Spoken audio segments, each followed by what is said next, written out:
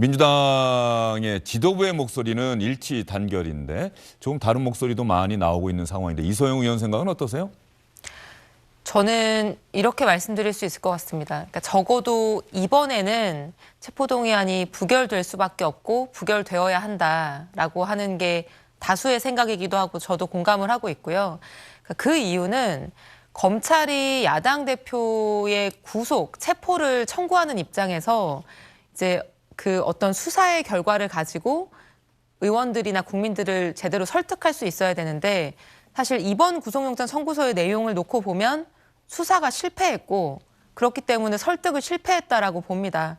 지금 구속영장 청구서의 혐의 사실 내용에는 이재명 대표가 이익을 봤다는 내용이 하나도 지금 들어가 있지 않은데 이게 4천억 원의 배임에 대해서 어떤 중한 범죄에 대한 책임을 묻기 위해서는 거기에 대한 동기가 설명이 돼야 되는 거 아니겠습니까? 그럼 이재명 대표가 직접이든 간접이든 이익을 봤다는 것이 소명이 되어야 이 배임에 동기가 있구나라고 다들 이해를 하고 혐의가 상당하구나라는 거를 인정할 수 있을 텐데 지금 그런 내용이 173페이지의 구속영장 청구서 어디에도 없기 때문에 이러한 상황에서는 구속을 동의하기가 어렵다. 다들 대체로 그렇게 느끼는 분위기입니다. 구속영장 청구서라고 말씀하셨는데 이소영 의원이 그게 다 보신 겁니까? 이재명 대표가 관련 내용들 구속영장 청구서 이재명 대표는 당사자다 보니까 당연히 봤을 수도 있겠습니다. 변호인 통해서 그 소속 의원들이 다 보신 거예요? 대표실에서 원문을 전원에게 제공을 했습니다. 네. 그래서 전부 봤습니다. 김정재 의원님은 또 여당 소속이시니까 생각이 완전히 다르실 것 같은데. 전부 봤다면은 아마 부결을 당에 어쩔 수 없이 부결을 한다 하더라도 굉장히 마음이 불편하지 않을까 싶습니다. 그 173페이지를 저는 다 읽어보지 못했습니다. 저는 이제 그 구속 필요성, 거기에 대해서만 그것만 해도 몇 수십 페이지입니다. 그걸 한번 내용을 읽어봤는데요. 이 사건은 다들 아시다시피 문재인 정부 때부터 시작된 사건입니다. 이거는 피할래야 피할 수도 없고 그만둘래야 그만둘 수가 없는 사건입니다. 분명히 제대로 파헤쳐야 되고 또 종국에는 어떤 결과를 가져와야 되는 것인데 이거는 검찰들이 증거 없이 함부로 기소를 할 수가 없습니다. 어차피 재판을 들어가면은 증거 없이 함부로 기소를 했다가는 결국은 검찰의 그 위신만 추락되기 때문에 굉장히 철저하게 수사를 해야 되는데요. 그 내용을 보면 다들 우리가 쭉 아시겠지만 천문학적인 불법 수익 규모를 우리는 지난 몇 달 동안 봐왔지 않았습니까? 그 지금 보면 대장동 이 최종 결재권자는 성남시장인 이재명 당시 시장이 맞습니다. 그리고 초과 이익 환수 조항도 뺀 것도 이재명 그 당시 시장이고요. 그리고 성남 도계공에 이제 손해를 입혔다는 거 아닙니까? 그래서 손해를 입혔다는 그것도 이재명이 지시를 1,830억만 가지도록끔 지시를 한 것도 이재명 그 당시 시장인데요. 이렇게 구체적으로 다 나옵니다. 그리고 이제 저희가 이렇게 통상 이제 구속을 해야 된다 그러는 건 증거인멸의 필요성 때문인데 증거인멸은 최근에도 보시다시피 최측근인 정성호 의원이 직접 김용과 정진상을 만나러 가서 이게 녹음이나 그 녹취가 될지 기록이 될지 몰랐던 것 같아요. 본인이 변호사 때는 사실은 그 자연스럽게 특별 면회를 하기 때문에 그게 되는지 모르고 그냥 쉽게 얘기를 한 것 같습니다. 그때도 마음이 흔들리지 말라는 둥 아니면은 검찰은 직접적인 증거가 하나도 없다. 그래서 결국은 이대로 가면 대선에서 이재명이 승리를 한다. 이재명이 대통령이 된다. 이런 말들을 해서 실질적으로는 굉장히 회유도하고 입막음을 했다라는 이런 충분히 증거인멸의 가능성이 높기 때문에 이번에 구속의 필요성을 강조를 했던 것 같습니다. 그리고 그 무엇보다도 저는 이 사건은 지금 이재명 당대표의 사건이 아닙니다. 이재명 성남시장 시절의 사건입니다. 개인 비리입니다. 개인 비리이기 때문에 이 사건을 가지고 지금 민주당에 어떻게 생각하면 정말 정치하시는 분들이 갑자기 이분이 당대표 되고 국회의원 돼가지고 이렇게 모두 다 지금 여기에 다 올인을 해서 방패막이가 되어주는 것. 이건 민주당으로서 제1야당으로서 또 어떻게 생각하면 대한민국의 건강한 정치를 위해서는 굉장히 잘못된 모습이 아닌가 그런 생각이 듭니다. 이소영 의원님 하신 말씀이 많으실 텐데요. 지금 하시겠어요? 조금 이따가 하시겠어요? 지금 하시겠습니까? 네, 반박할 게 너무 많아서 한 10가지 정도 되는데 대부분 지난주에 다 돼왔던 얘기니까 맞습니다. 간략하게 하시죠. 검찰이 증거 없이 함부로 기소를 하기도 하죠. 지금 우리 당 소속은 아니지만 뭐 일례로 최근에 윤미향 의원 사건 판결만 보더라도 지금까지 검찰이 윤미향 의원에 대해서 온갖 혐의를 뭐 언론에 흘리면서 기소한 내용만 하더라도 법정형 합치면 거의 뭐 수십 년이 되는 범죄들을 기소를 했습니다. 8개 중에 7개가 무죄가 났고요. 수십 년의 징역형을 살아야 되는 범죄로 기소를 했지만 결과적으로는 1,500만 원 벌금으로 결론이 나지 않았습니까? 이런 것들을 볼 때 검찰이 구속영장을 청구하거나 기소를 했다고 해서 그게 마치 유죄이고 혐의가 있는 것처럼 생각하는, 그렇게 말하는 것 자체가 국민을 호도하는 거다. 이런 것들은 정치권에서 좀 주의해야 된다. 이런 말씀을 드리고요. 그 도주와 증거인멸의 우려, 이것을 보통 우리가 구속의 필요성이라고 하죠. 누구라도 인정하는 부분은 이재명 당대표 매일 일정이 공개되고 카메라가 쫓아다니는 사람인데 도주 우려가 없다는 거는 누구나 다 인정하실 겁니다. 증거인멸의 우려도 마찬가지입니다. 지금까지 수백 번의 압수수색을 했지 않았습니까? 그리고 뭐 광주지검 전체 검사 숫자보다도 많은 중앙지검의 수사 인력이 지금까지 1년 반 넘게 이재명 대표 수사에 투입했는데도 증거를 입수하지 못한 게 있다라고 한다면은 이제 와서 입수가 된다라고 하는 거는 어불성설인 것이고요. 그 이제까지 그렇게 오랫동안 그렇게 많은 인력이 수백 번의 압수수색을 하면서 입수한 증거를 가지고 기소를 하는 것이 당연한 것이라고 생각을 합니다. 이 외에도 제가 뭐 반박할 부분이 많은데 여기까지 일단 하겠습니다. 예. 지금 민주당에서 1년 반 동안 수사를 해왔다고 하는데 이건 좀 구분을 해야 되는 것 아닌가 싶은 생각이 좀 들어요. 그렇죠. 네. 1년 반이라고 하는데 이게 윤춘호 의원? 예. 민주당 대선 후보 경선 과정에서 아마 2021년 8월이나 9월쯤 지역 언론에 보도가 있었고 그때 문제 제기가 됐고 9월인가 10월부터 수사가 본격적으로 이루어져서 한 달 안에 뭐 유동기 전 본부장 구속하고 그렇습니다. 그래서 윤석열 정권 들어서서 다시 수사한 것과는 좀 구분해야 되는 것 아닌가 싶은 그렇습니다. 생각이 좀 그러니까 들어요. 이제 대장동 사건이라고 하는 게 이제 처음 제기가 된 것이 한 1년 반 예. 된 셈이죠. 그다음에 그리고 그에 대해서 검찰이 수사를 했던 1단계 수사가 있었던 거고요. 그다음에 그 뒤에 이제 윤석열 정부 들어와서 정진상, 김용 이런 이제 이재명 대표의 측근들이 구속되는 그 선상에서 이제 이재명 대표에 대한 수사도 이루어졌고 그래서 이제 검찰이 세 차례 뭐 정확하게는 이제 두 차례겠습니다만 예. 두 차례 소환을 거친 끝에 지난 주에 이제 구속영장을 청구하기로 결정을 한 거죠. 예, 자 이런 상황에서 말이죠. 민주당 안에서 이소영 의원은 이번 체포 동의안은 부결돼야 하고 부결될 것이다라고 이야기를 해주셨는데 윤춘호 의원 지금 민주당에 뭐 비주류라고 할까요, 비명계라고 할까요, 김혜영 전 의원, 이상민 의원, 박영선 전 중소벤처기업부 장관, 이재명 대표가 듣거나 보면은 조금은 생각이 다르구나, 아프구나 뭐 이런 이야기를 좀 한 것 같은데요. 사실은 민주당 지지하시는 분들 입장에서 보면 지금 방금 김혜영 의원, 김혜영 전 최고죠. 예. 이야기 나오는데 이재명 없다고 그래서 민주당 말살되는 것 아니다라고 하는 그런 취지의 이야기를 했고요. 네. 그다음에 또 이상민 우선 의원 아닙니까? 네. 이제 아주 원로인 셈인데 사법적인 어떤 무고함을 밝히기 위해서 당을 끌고 들어가서는 안 된다. 개별적으로 대응해야 되고 그 개별적이라 하면 사법적으로 대응해야 된다. 정치적으로가 아니라 그런 취지로 이야기를 했어요. 그리고 기소가 되면은 이재명 대표는 당 대표직 그만둬야 한다는 이야기. 그게 오늘은 좀 핵심인 것 같은데. 네, 그렇습니다. 그러니까 이제 지금 민주당 당원은 이렇게 돼 있죠. 네. 기소가 되면 이제 당직을 내려놓게 돼 있습니다. 네. 다만 정치적 탄압 같은 그러한 이유가 있을 때는 당무위원회의 결정으로 그런 징계를 피할 수 있는 그런 장치를 지금 마련해 놓은 상태인데 아마 민주당 지지하시는 분들 입장에서 그럴 거예요. 이재명이 아니라 이상민, 뭐 김혜영 이런 분들은 늘 이런 소리를 하는 분들이다. 그다음에 민주당 의원들이 지금 168명인데 배지 있는 분들 가운데서 지금 이재명 대표가 직접 나가야 된다 할지 아니면 네.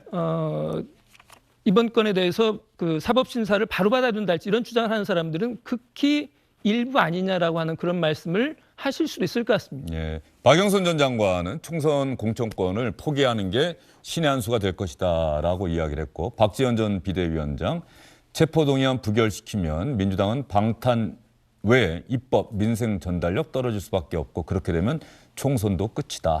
이재명 대표 결단하고 희생하는 모습 보이는 게 최선의 답이다. 이러다 보니 이재명 대표를 지지하는 강성 당원들이라고 흔히 이야기를 합니다만 개혁의 개딸들은 박지원 전 비대위원장 징계해야 된다는 글을 올리고 여기에 벌써 많은 사람들이 제가 어젠가 그제 기사를 봤더니 벌써 19,000명이 동의했다는 그런 기사도 제가 본 기억이 있고요. 김혜영 전 최고도 징계해야 한다는 목소리가 많이 나오고 있는데 이소영 의원님 당내에 저런 목소리가 나오고 있는 것 이건 언론이 일부러 그런 사람들만 찾아서 인터뷰를 해서 그렇다고 생각하세요? 실제로 그런 분위기가 있기 때문에 그런 목소리가 나온다고 생각하세요?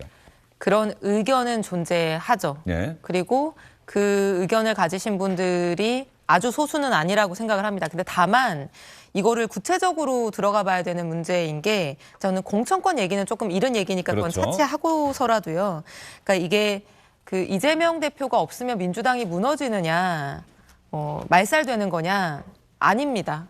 이재명 대표 없다고 해서 민주당이 무너지는 정당이라고 한다면은 그 정당이 무슨 국민들에게 힘이 되는 정당이겠습니까? 그러면 안 되겠죠. 근데 다만, 그러니까 혐의가 소명되거나 어느 정도 우리가 의구심을 구체적으로 어떤 강하게 제기할 수 있는 상황이라고 한다면은 아마도 저는 이재명 대표가 대표직을 내려놓든지 어떤 조치를 취할 거라고 생각하고 의원들도 그걸 요구할 거라고 생각합니다. 근데 지금 문제는 그 혐의가 구체적으로 소명되지 않았고 우리가 이런 많은 우려가 있음에도 불구하고 민주당 전당대회, 작년 8월 전당대회에서 77%의 민주적 의사결정 동의를 통해서 이재명이라고 하는 분을 당대표로 세웠는데 그 이후에 사정 변경이 없는 지금 상황인 것입니다. 이러한 상황에서 예상되었던 검찰의 인신구속이나 기소 같은 칼날이 온 건데 이제 와서 이것을 대표가 혼자 짊어져라,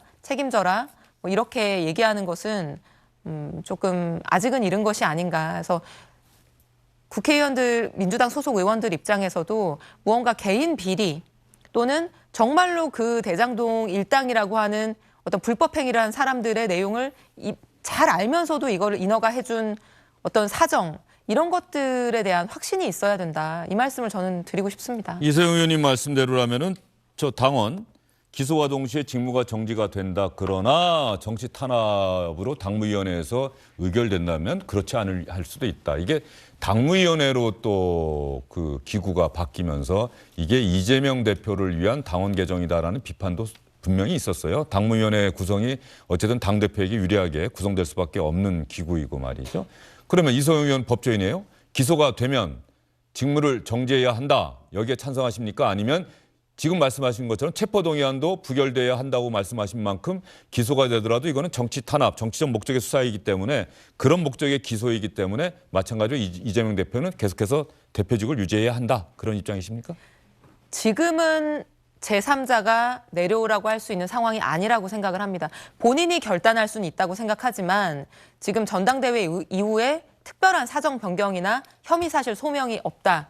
그렇기 때문에 지금 대표직을 내려놓으라고 주장하는 것은 조금 이르고 과한 것이다라는 게 제 생각입니다. 알겠습니다. 지금 대표직을 내놓으라고 이야기하는 것은 섣부른 일이다.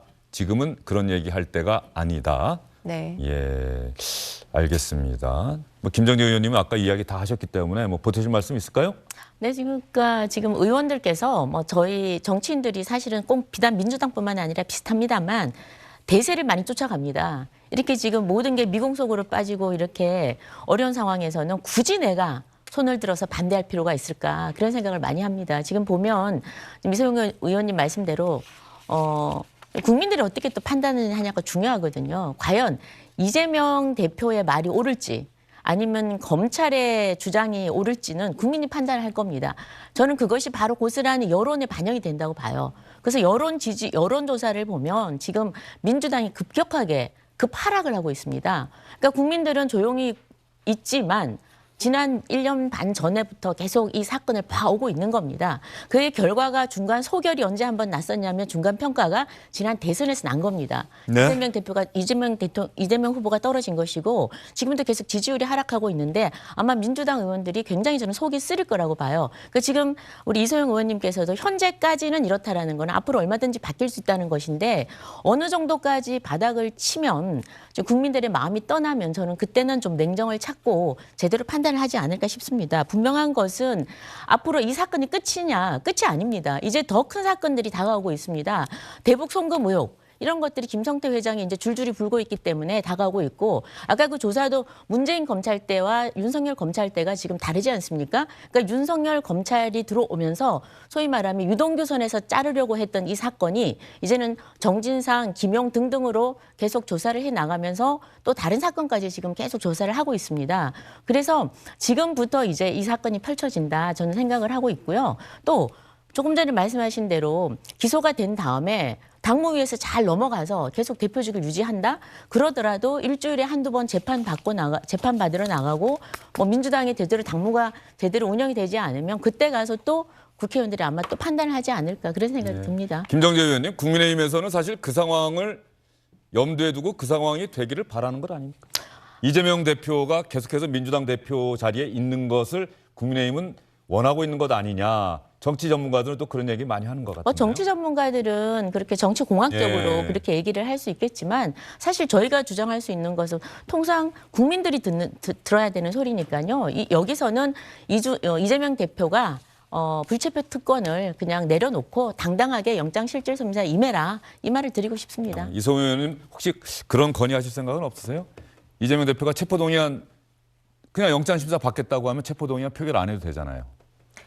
그거는 당사자가 판단할 문제라고 생각합니다. 예, 알겠습니다. 자, 민주당 지지율 얘기를 잠깐 얼핏 하셨는데 윤춘호 의원 오늘 리얼미터 정기 여론조사 결과가 나왔는데 뭐 대통령 지지율 조사도 나왔고 정당 지지율 조사도 나왔는데 어떻게 나왔는지 좀 설명을 해주시죠. 김정재 의원님 말씀하신 것처럼 예. 이제 국민의힘은 올라가고 그다음 민주당이 상당히 큰 폭으로 떨어졌어요. 예. 그래서 대통령 국정 수행 평가를 보면 처음이죠. 아마 리얼미터에서는 40%포인트를 넘었습니다. 잘한다가. 예. 여전히 이제 못한다가 이제 과반 이상은 못한다예요. 그렇지만 40% 넘는 응답자들이 잘한다에 공표를 쳤고요. 그다음에 이 지역적으로도 봐도 상당히 호조세가 눈에 띄는 그런 상황입니다. 그래서 호남 같은 경우에도 잘한다가 이제 20%포인트가 예. 넘어요. 그리고 수도권 같은 경우에서는 약간 40%를 아직 못 넘고 있습니다만은 상향세라고 하는 것은 뭐 뚜렷한 것 같고요. 특히 이런 것이 이제 정당 지지도에서 보면 더 뚜렷하게 나타납니다. 지난주하고 비교를 해보면 국민의힘이 약 3%포인트 정도고요.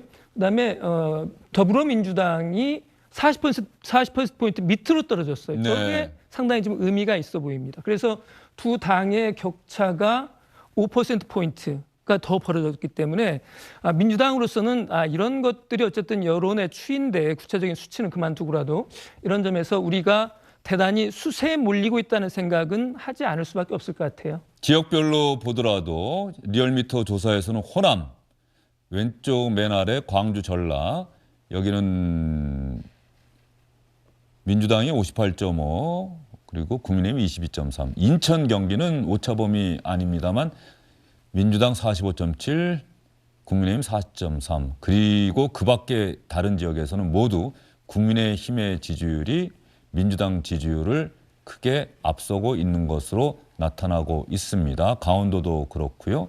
제주도도 그렇고. 이런 지지율의 추이도 분명히 민주당으로서는 이게 이재명 대표 수사, 영장 청구, 체포 동의안 표결, 사실은 이게 지금 정치권 이슈의 가장 큰 이슈가 된 게 벌써 한 2주 정도 되는 것 아니겠습니까? 이런 흐름이 계속되고 있다는 것, 이거 민주당으로서는 정말 분노하면서도 또 아픈 대목일 수도 있다 이런 생각이 들어요. 이거를 뭔가 다른 쟁점으로 전환하려고 해도 할 수 있는 게 별로 없어 보인다. 뭐 이런 얘기가 안에서도 나올 것 같아요. 맞습니다. 민주당 입장에서는 지금 사실 어디까지가 끝인지 모르는 좀 터널 안에 있는 상황이 맞고요. 최근에 한 2주간의 지지율 변화들을 봤을 때 그 민주당 지지세가 이제 하향되면서 역전되고 있는 상황인 것도 인정하고요. 아무래도 이제 국민의힘은 지금 전당대회 국면이고 이제 민주당은 대표 구속영장과 관련된 이제 국면이 전개되고 있는데 국민의힘 전당대회에서는 나름의 어떤 역동성이 지금 보여지고 네. 있고, 예컨대 천하람 후보의 뭐 등장과 약진이라거나 이런 것들이 보여지고 있는데, 사실은 민주당의 경우에는 수세적인 방어적인 어떤 액션들을 하고 있는 상황이기 때문에 그런 것들이 긍정적인 인상이나 어떤 평가 같은 것들을 이끌어내기는 어렵겠다는 생각이 듭니다. 다만 그럼에도 불구하고 어쨌든 이 상황에서 계속해서 민생과 관련된 현안, 노란봉투법이나 우리 안전운임제나 여러 가지 양국관리법 그런 것들을 해 나가면서 국민들 삶에 실질적으로 도움이 되는 그런 의제 설정들을 해 나가야 된다고 생각을 합니다. 어려운 상황인 것은 맞습니다. 예, 이소영 의원님 말씀하셨는데요. 조금 전에 여론조사 결과는 다시 한번 말씀드리겠습니다만 중앙선거 여론조사 심의위원회 홈페이지, 리얼미터 홈페이지, 의뢰한 언론사의 홈페이지 참조하시면은 보다 정확하고 구체적이고 자세한 설문 내용 결과를 여러분께서 확인하실 수 있다는 점 다시 한번 말씀드리도록 하겠습니다. 자, 이소영 의원님 말씀하셨는데요. 이재명 대표와 최근에 유튜브 방송 같이 하셨죠? 네, 맞습니다. 예. 이소영 의원님이 지난 대선 이후에 이재명 대표와 조금 소원했다. 이게 맞습니까? 좀 소원했습니까? 예? 그렇게 단도직입적으로 물어보시면 답변이 굉장히 곤란한데요. 아니 이게 그 기사를 보면 이재명 대표가 최근에 이 체포동의안 문제가 본격화되면서 그동안 좀 소원했던 의원들하고도 계속해서 만나고 설득하고 같은 길로 가자라고 이야기하고 결속을 다지고 있다 이런 기사가 나오길래 한번 이소영 의원과 이재명 대표가 같이 방송하는 화면 볼까요? 요새 수박이라고 문자 보낸 사람 있어요? 요새는 조금 잦아들었고요. 근데 왜 수박 소리 들은 거예요, 도대체? 제가요. 근데 진짜 내가 그 얘기 그만하고 그런 거 하지 않았으면 좋겠어요. 거기 상처받는 분들이 너무 많습니다. 누구를 그랬다더라?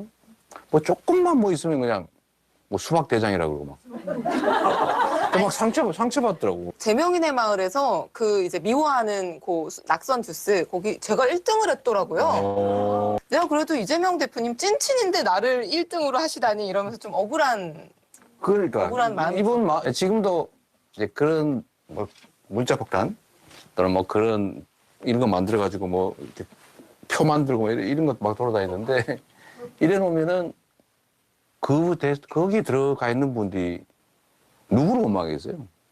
그러니까 이게 결국은 공격의 빌미가 되고 어쨌든 그게 득이 되는 게 아니라 실이 되죠. 이재명 대표와 두 분이서 방송을 하셨어요. 저 유튜브 방송이 이재명 대표 유튜브 방송. 네, 이재명 예. TV 방송이었고 예. 제가 출연을 한 겁니다. 예. 어쨌든 그 수박이라고 하는 표현이 민주당을 강하게 지지하시는 분들이 조금은 비판적으로 얘기하는 정치인들을 흔히 수박이라고 얘기한다면서요. 겉은 초록색, 푸른색에 가깝지만 안은 붉은색 국민의힘이다 이렇게 이야기를 하는데 그 얘기 좀 하지 말자고 이재명 대표가 거듭 얘기하는데 대표는 얘기하지 말자고 그렇게 하지 말자고 계속 하는데도 좀 변화는 없는 모양이죠. 어떻습니까? 저 방송하고 나서 확실히 줄어들기는 했습니다.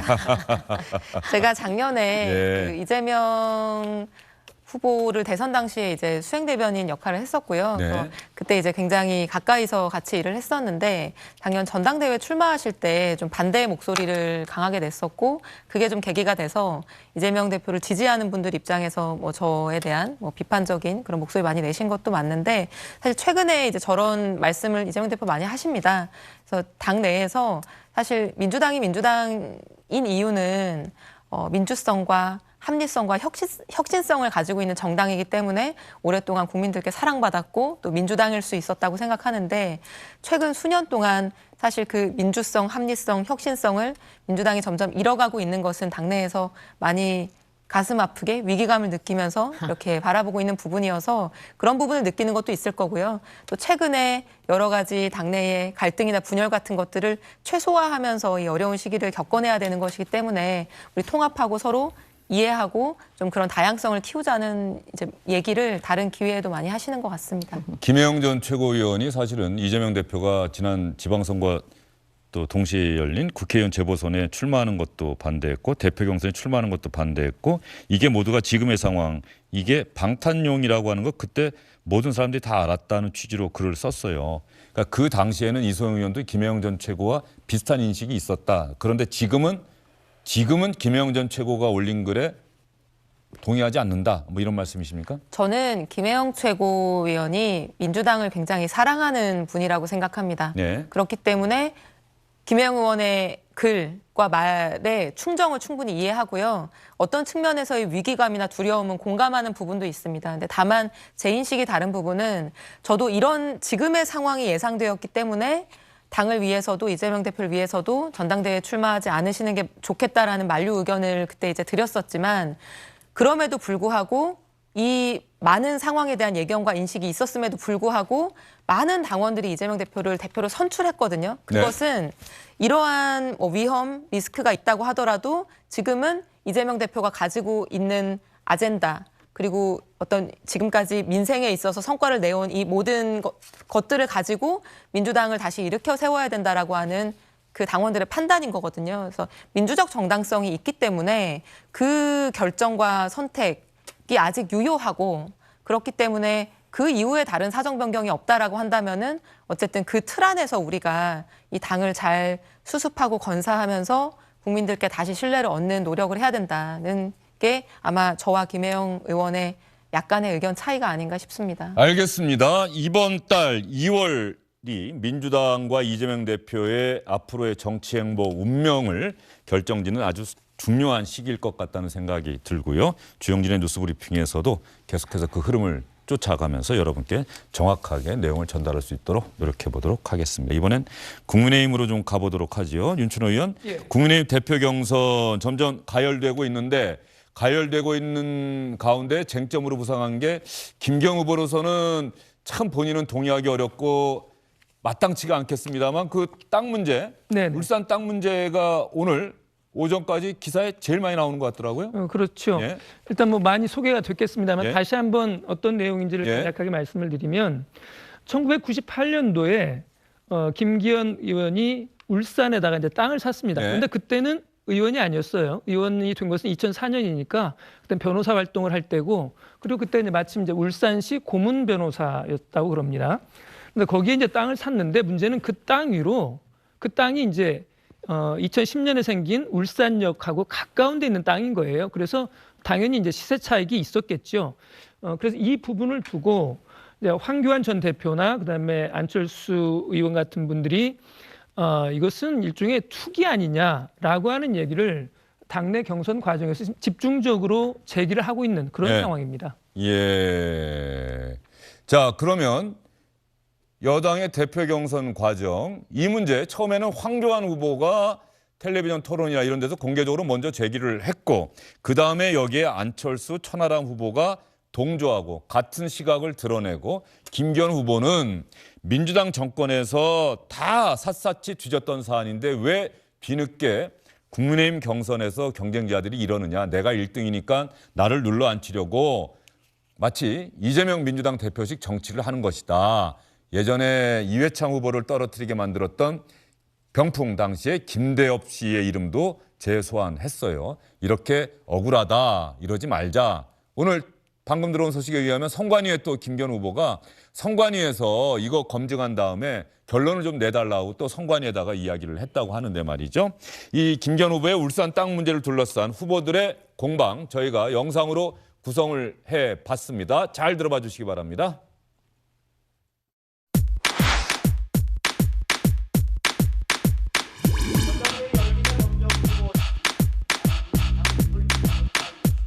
사퇴하십시오. KTX 울산 역세권 연결도로 관련 의혹 반드시 해명해야 됩니다. 김 후보 소유의 땅을 지나가도록 그렇게 휘어지게 노선을 변경했다는 의혹. 네, 완전히 털고 대표가 되지 않는다면 여기에 집중적으로 공격하고 물어뜯어서 내년 총선에서 우리가 이기기가 굉장히 힘들어질 수 있다. 울산시와 관련해가지고 고문 변호사로서 활동했다는 것들까지 나오고 있는데 그렇다면 이거는 뭔가 석연치 않은 점이 있는 것은 분명합니다. 터무니없는 허위 사실이고 이미 민주당 정권 시절에 샅샅이 그분에 대해서 다 뒤졌던 사안입니다. 아무것도 혐의가 없는 것이 다 증명된 사안이기 때문에 터무니없는 정치 공세 계속 하시지 않는 것이 좋겠다고는 권고의 말씀을 드립니다.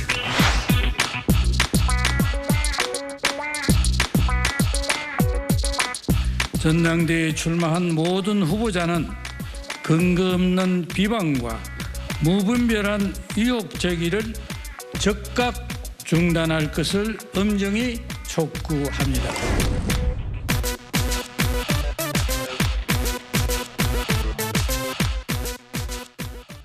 예, 선관위원장은 뭐 저렇게 이야기해야 하고 이야기할 수 있죠. 근거 없는 비방과 무분별한 의혹 제기를 즉각 중단하라. 그런데 이 의혹을 제기하고 있는 후보들 측에서는 이게 무분별한 게 아니다. 분별이 있는 것이고 근거가 있다. 또 이렇게 얘기하는 게 늘 선거 아니겠습니까? 네, 그게 선거죠. 예, 먼저 예. 황교안 대표께서 이 이슈를 들고 나온 게 아마 그 황교안 대표하고 김기현 대표 표가 좀 겹친다고 생각을 할 것이고 네. 또 천하람 후보와 안철수 후보가 표가 좀 겹친다고 지금 생각을 좀 할 것입니다. 내부에서. 그래서 아마 먼저 공격을 한 것 같은데 저도 그 팩트 체크를 좀 해봤거든요. 아, 그러셨어요? 이미 첫 번째는 이미 뭐 문재인 정부 당시에 민주당에서 철저히 또 샅샅이 뒤진 건 맞고요. 또 그 이준석 대표 시절에 또 이준석 대표가 이게 또 당내에서 또 문제 제기를 해서 이것도 한번 다 뒤진 걸로 알고 있습니다. 그리고 지금 현재 이게 지금 산지라고 그래요. 산지. 지금 시세 차익이 어떻다라고 이야기하는 그 민주당의 모 의원님이 계신데 이거는 옆에 그 대지 그 KTX역에서 1.5km 떨어졌는데 이 대지랑 비교해가지고 뭐 몇 배다 이런 얘기를 하시는 것 같고요. 그게 아니고 산지고 이게 여기는 지금 개발 제한 구역입니다. 개발 제한 구역이고 앞으로 도로가 나도록 지금 설계를 하고 있다고 그러는데 이 땅 위로 지나가는 게 아니라 이 터널이 아마 만들어질 거라고 그래요. 네. 그래서 오히려 저 땅 시세가 지금 다른 인근 지역보다 더 떨어질 거라고 그러고 또 인근에 댐이 있다고 그럽니다. 그래서 지금 현재로서는 지금 김기현 후보가 갖고 있는 그 땅은 다른 데보다도 더 상대적으로 가격이 지금 낮다고 지금 오늘 저도 기사에서 봤습니다. 기사에서 봤는데 이제 문제는 이제 선거가 이게 과열이 되면은 일단은 그 의혹 제기를 합니다. 어떤 의혹 제기하고 검증은 분명히 다르거든요. 네. 이건 검증의 문제가 아니라 그냥 일단 때리고 보자 그러는 것 같아요. 그래서 근데 지금 당내 선거하고 일반 이 민주당과 그 국민의힘 여야의 선거하고 또 당내 선거는 다릅니다. 네. 여야 선거에서는 저런 의혹 제기가 검증을 해야 된다 그래서 크게 문제가 될 수 있지만 당내 선거는 당원들이 하기 때문에 굉장히 불편해합니다. 아니 우리끼리 왜 저렇게 쓸데없는 걸 가지고 싸우나. 일단 싸우는 거에 대한 굉장히 불편한 감이 있고요. 예. 저 부분이 저렇게 과열되게 지나치게 되면은 오히려 반대로 또 역풍이 불 수도 있고 당내 선거는 일반 선거하고는 조금 다른 것 같습니다. 그래서 저는 저렇게 할 때는 그냥 단순히 아니면 말고식으로 하기보다는 정말 제대로 그 객관적인 팩트를 가지고 해야 되는데 지금 조금 과열되고 있고 검증 이제 15일 남겨놓고 어차피 검증하기는 힘들고 이러니까 그냥 지르는 형으로 되는 것 같아요. 좀 안타까워요. 예. 예. 그런데 이 문제가 말이죠. 황교안 후보가 제일 먼저 제기했고 오늘도 황교안 후보가 지금 김정재 의원이 설명을 하셨는데 네. 기자들에게 황교안 후보 측에서 자료까지 다 제시를 하면서 송전탑이 지난다고 하는데 그거 김기현 후보가 가진 땅의 맨 끝 부분만 지나가는 것이다. 그 터널 문제에 대해서도 이렇다 저렇다. 뭐 그다음에 이 도로가 제일 중요한 건 도로가 김기현 후보가 이미 오래전에 땅 산 건 인정. 그런데 도로가 나중에 그쪽으로 난다. 이거는 뭔가 영향력을 행사한 것 아니냐. 이런 주장이 나오고 자꾸 나오니까 김기현 후보까지도 오늘 오전에 기자회견을 해서 악의적 프레임 민주당식 맡아도 선동 정치다. 제발 이러지 말았으면 좋겠다라고 이야기를 하는데 오늘도 아마 오늘인가 내일 토론이 또 있죠. 이 토론에서 이 문제가 계속 나올 수밖에 없겠네요. 그렇죠. 지금 국민의힘 그 전당대회 이슈 가운데서 가장 뜨거운 이슈가 이거 같아요. 그다음에 이거 말고는 사실은 별다른 이슈가 없었거든요. 인물들의 교체를 통해서 이제 사람들의 눈과 귀를 모으는 효과는 있었지만 이슈 자체는 없었는데 이제 막판에 튀어나온 이 김기현 후보 땅 문제가 가장 큰 것 같고요. 그래서 이 부분과 관련해서는 황교안 대표 전 대표 측의 문제 제기 상당히 주요했고 그래서 오늘 오후 5시 45분부터인가요? 아마 그 토론회가 2차 토론회가 있는 걸로 아는데 이 부분과 관련해서는 계속 공세가 좀 이어질 것 같아요. 그래서 그냥 감으로 말씀드리면 오늘 토론회에서 한 방만 뭐가 좀 그럴듯한 게 나온다 그러면 상당히 크게 굴러갈 것 같은 이런 생각도 듭니다. 그러니까 김기현 후보가 오늘 토론회에서 그러면 잘 방어를 해야겠네요. 그렇게 해야 뭔가 이 문제가 더 이상 쟁점이 되지 않을 텐데 이번 경선에서 재밌는 부분이 제가 참 보면은 이게 이제 1차에서 과반 득표를 한 후보가 나오면은 그냥 끝나버리는데 과반을 득표한 후보가 없으면은 1위, 2위 후보가 결선 투표를 하지 않습니까? 그러니까 황교안 후보가 계속 이 문제 제기하는데 김기현 후보는 약간 황교안 후보를 애써 공격하는 거는 참고 그렇죠. 네. 참고 있는 것 같고 네. 천하람 후보는 내가 민심 1등이고 안철수 후보를 이미 앞섰다. 김기현 후보와 결선 투표 갈 후보는 나다. 안철수 후보는 이번에도 애매한 정치를 하고 있다라고 비판하는데 안철수 후보는 또 애써 천하람 후보의 비판에는 대응을 안 하려고 하고 있고. 그렇죠. 그렇죠? 네. 이런 약간 모양새가 좀 재미있는 포인트 같다는 생각이 좀 들어요. 네, 이게 지금 결선 투표가 이번 처음 예. 실시하는 건데요. 그러니까 그쪽 지금 김기현 후보께서는 황교안 후보가 아무래도 극보수 쪽에 좀 지지를 많이 하시니까 부정선거 주장하시는 분들 많이 하시니까 그쪽은 건드리지 않으려는 거죠. 어차피 결선 투표 가면은 나를 지지할 후보기 때문에 각을 많이 안 세우려고 하는 것 같고 황교안 후보님은 여하튼 김기현 후보님 표를 뺏어오는 게 가장 확실하니까 계속 집중적으로 공격을 하시는 것 같아요. 그런데 아까 말씀하신 대로 이 부분은 저는 특히 김기현 후보 같은 분이 어떤 분이셨습니까? 그 울산시장 그 사건으로 얼마나 민주당 정권에는 굉장히 각을 가장 세게 세웠던 분이시기 때문에 아마 이런 문제가 그때 불거졌을 때 문제가 조금이라도 있었다면은 민주당 그 문재인 정부 때 분명히 검찰에 문제가 되었을 겁니다. 근데 그런 게 전혀 되지 않았기 때문에 저는 아무 문제가 없었을 거라고 개인적으로 보고요. 이건 이제 선거 전략으로 황교안 후보님께서 계속 공격을 좀 하시는 것 같은데 지금 이게 2대2로 지금 약간 나눠가지고 서로 그 천하람, 안철수가 마치 조금 같은 진영에 있는 것 같고 김기현, 황교안이 같은 진영에 좀 있는 것 같은 그런 느낌을 주는데요.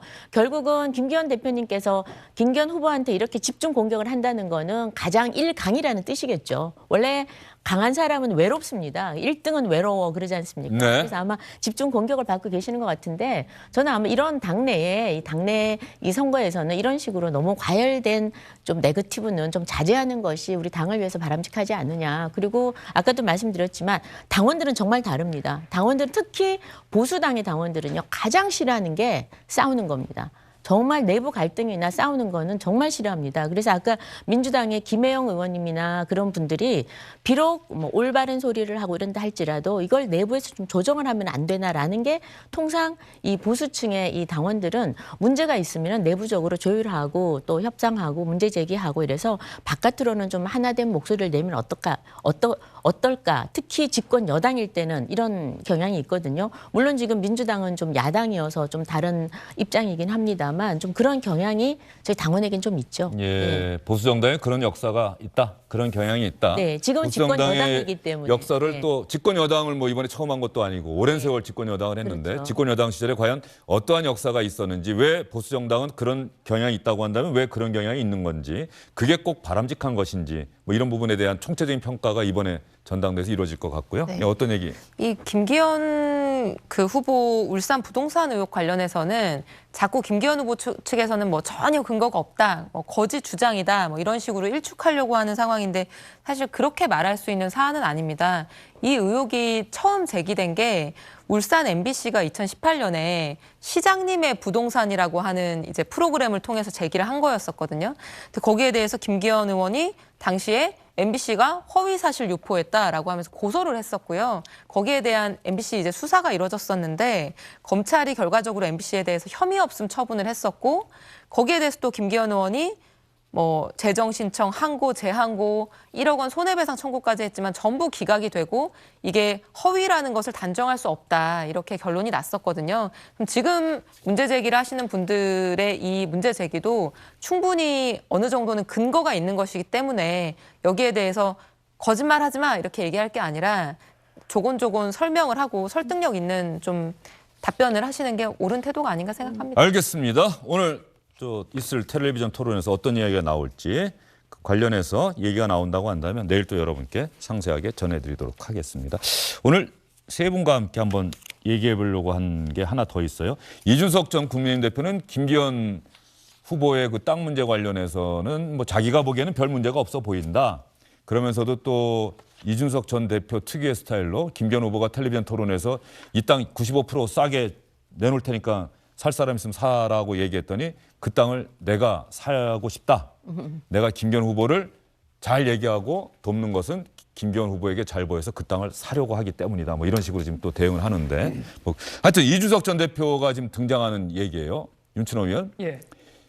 역 이름을 아마 경상북도 구미 박정희 전 대통령의 생가가 있는 곳인데 역 이름을 박정희 생가역 아마 해당 지방자치단체에서 그렇게 아마 추진을 하고 있는데 이준석 전 대표가 이걸 공개적으로 반대하고 나섰고 그러자 윤상현 의원 예전에 친박의 핵심이었는데 이준석 전 대표와 좀 다르게 생각하면 안 되겠느냐 또 반박하고 어떤 얘기입니까?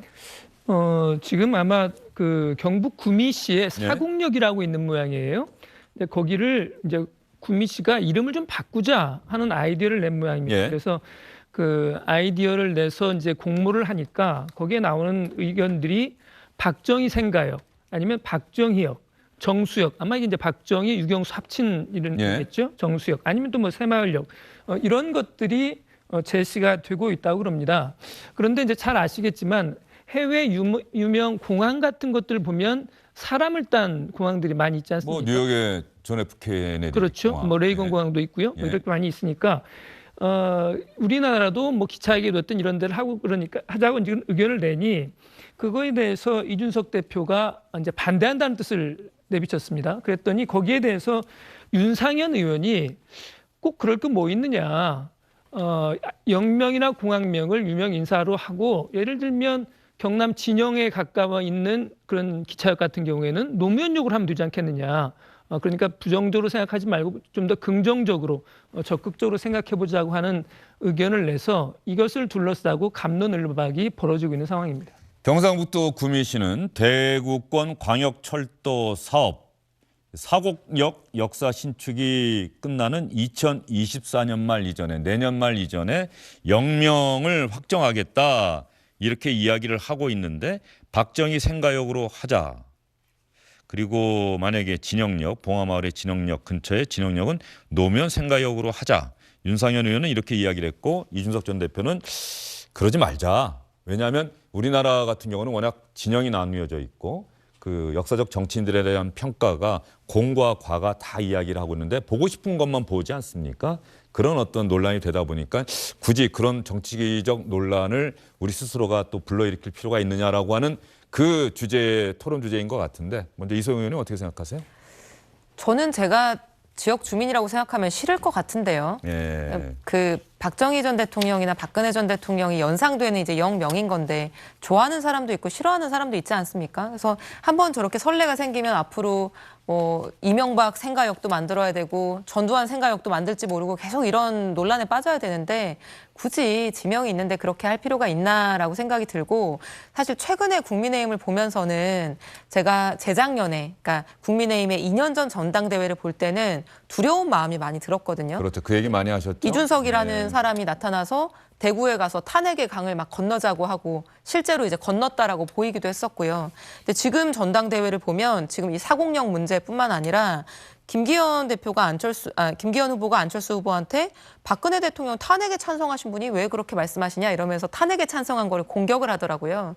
그래서 어렵게 국민의힘이라고 하는 정당이 그 박근혜 탄핵이라고 하는 사건에서 그 강을 건너서 뭔가 좀 새로운 보수 정당으로 거듭나나 했었는데 지금은 다시 보트를 타고 탄핵 이전으로 박근혜 탄핵 이전 시대로 돌아가고 있는 게 아닌가 생각이 들고 지금 이 박정희 생가역과 관련된 논란이나 이 국민의힘 인사들의 발언도 그런 보트를 타고 다시 그 이전으로 넘어가는 모습으로 보여서 그냥 전체 대한민국 정치의 측면에서는 조금 퇴행하는 모습이 아닌가 생각합니다. 네, 김정재 의원님 생각은요? 박정희 생가역, 노무현 생가역 어떻게 생각하세요? 저는 얼마든지 논의 가능하다고 네. 봐요. 왜냐하면 우리가 역명을 정할 때요. 보통 이제 지방자치단체가 국토위에 신청을 합니다. 우리는 이런 역명을 심의해 주십시오 해서 국토부에서 결국 심의를 하거든요. 그럼 보통은 주민들한테 의사를 타진을 해보죠. 그럼 별의별 말이 다 나옵니다. 이런 역 저런 역. 아마 그중에 이번에 박정희 역은 어떤 어떠냐라고 의견이 나온 것 같아요. 근데 모든 대통령은 다 공과가 있습니다. 근데 그 지역 주민들은 자기 지역에서 그 출신 대통령을 자랑스럽게 여기는 경향이 있습니다. 저희 포항도 이명박 대통령이 어떤 뭐 공과가 다 있고 그렇지만 이명박 대통령 생각 마을에도 사람들이 찾아가고 그러거든요. 그래서 저는 그런 부분에 대해서는 얼마든지 의견을 제시할 수 있다고 보고요.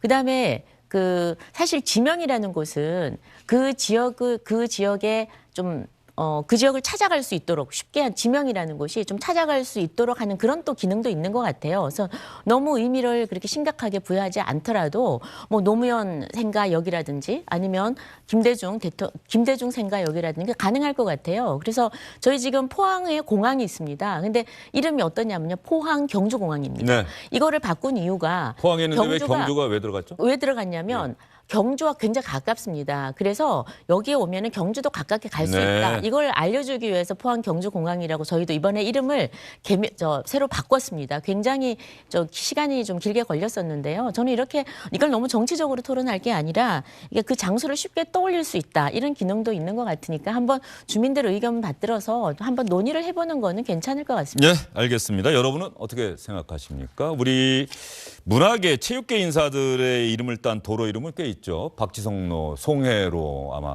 우리 시청자 여러분도 우리 국민은 체육계, 문화계 인사들에 대해서는 그러한 이름을 붙이는데 대단히 후한 편이긴 합니다만 정치인들의 이름을 역 이름에 붙이는 부분에 대해서는 상당히 거센 찬반 논란이 있을 것 같습니다.